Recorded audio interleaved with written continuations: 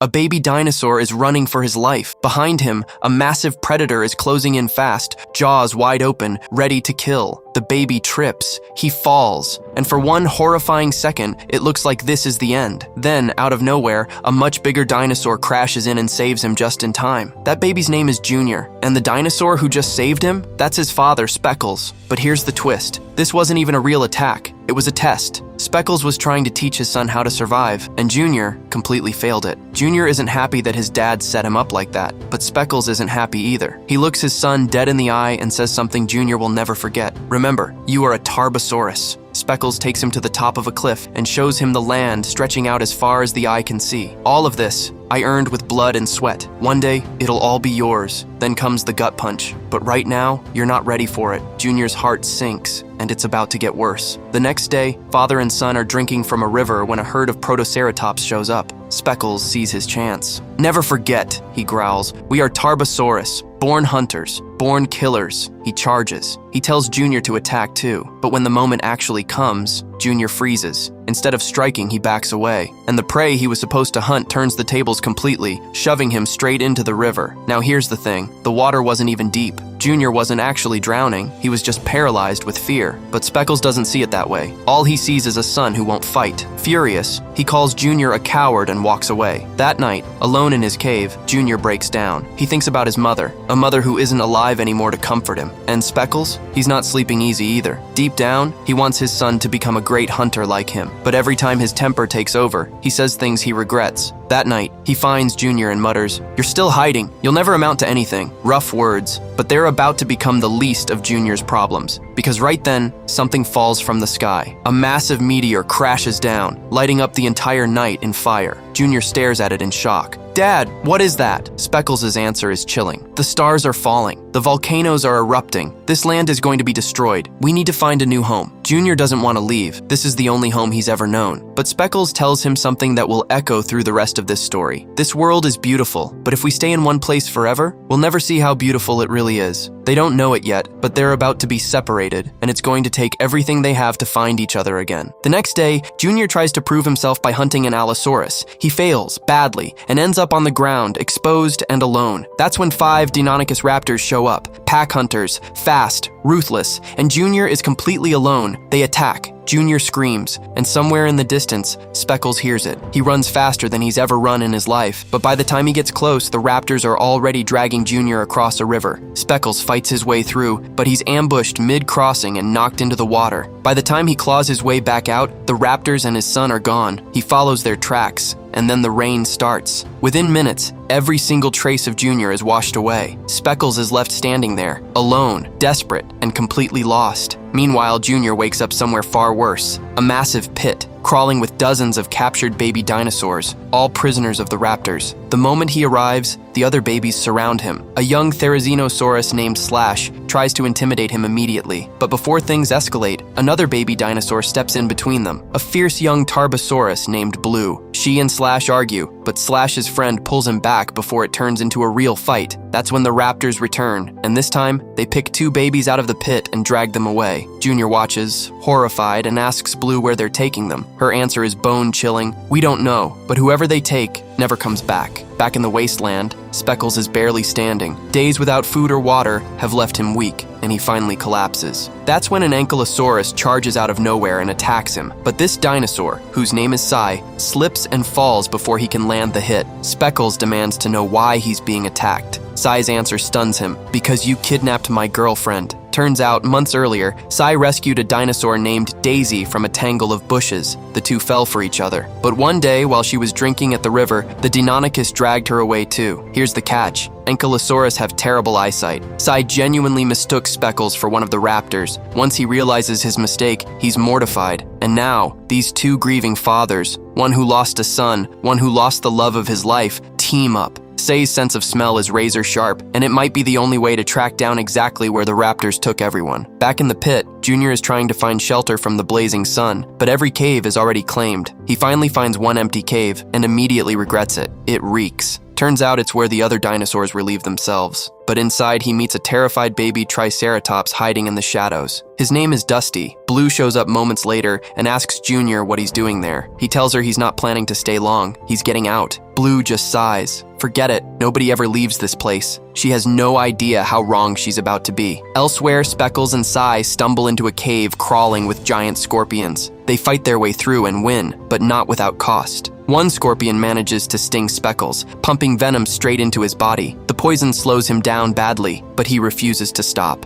Every step forward is a step closer to Junior. Back in the pit, Junior, Blue, and Dusty are scavenging scraps of meat the raptors threw down. Just as Dusty grabs his share, a flying reptile swoops in and steals it right out of his hands. Dusty is crushed. Meanwhile, the venom in Speckles' body finally takes him down. He collapses, and the ground beneath him and Sai gives way, sending them tumbling into a hidden cave below. Waiting inside is a female Tarbosaurus. The Tarbosaurus turns out to be their salvation, not their enemy. When she goes after Sai, thinking he's prey, Speckles stops her and learns something incredible. Her name is Fung. She's the one who saved Speckles' life when he was unconscious and poisoned. And there's more. Fung is Blue's mother. She's out here for the exact same reason Speckles is, searching for her missing child. Now 3 parents, Speckles, Sai, and Fung, join forces, united by the same desperate mission: get their kids back. Back at the pit, Junior finally gets a straight answer about what's really going on. He catches a scavenging pterosaur trying to steal food and strikes a deal: spare him, and he'll tell Junior everything. The creature agrees. What he reveals is terrifying. Outside the pit sits a massive, active volcano. Inside it lives a monster, one that appeared out of nowhere and grows stronger the more the volcano rages. It's not strong enough to leave yet. That's why the raptors have been feeding it captured baby dinosaurs. And it gets worse. The monster has 3 children of its own. They don't just eat the baby dinosaurs brought to them, they play with them first. Junior and Blue are horrified. There's no more time to waste. They need a plan to escape now. That's when a new dinosaur steps into the picture, Blade. He claims he has the perfect plan to break everyone out. That night, 3 raptors are standing guard. Junior distracts them while Blue knocks 2 unconscious with well-aimed rocks, but her aim misses on the 3rd. And just as he's about to strike Junior, Blade slams into him and takes him down. Blade, Blue, and the others make it outside the pit, but there's a problem waiting for them. 3 more raptors are already there, because someone betrayed them. One of Blade's own friends sold out the entire escape plan. Everyone scatters. Blade hides behind volcanic rocks. Junior and Blue get caught. The raptors demand to know where Blade is hiding, but neither of them talks. Furious, the raptors throw them right back into the pit. That night, under the open sky, Speckles sits with Sai and Fung, consumed by regret. I never spoke to him kindly, he admits. I was always yelling. I don't even know if I'll see him again. Miles away, Junior is thinking about his father too. By morning, the group is moving again when they hear a pterosaur screaming in pain. Raptors are attacking it. Sai draws their attention away so it can escape, but that puts a target on his back. Just as the raptors close in on Sai, Speckles and Fung arrive. 2 raptors flee immediately. The 3rd one isn't so lucky. Speckles demands answers, and the raptor finally cracks. Junior and the others are being held in a massive pit not far from here. But once he's said his piece, Sai turns on him. The raptor tumbles off a cliff, and in his desperate scramble to climb back up, he brings the whole rock face down with him. He doesn't survive. The collapse blocks the only path forward for Speckles and the others, until a massive Diplodocus arrives and clears the rubble with brute strength. The path is finally open. Speckles, Sai, and Fung finally reach the pit. What follows is an all-out war. The 3 of them tear through the raptors with everything they have.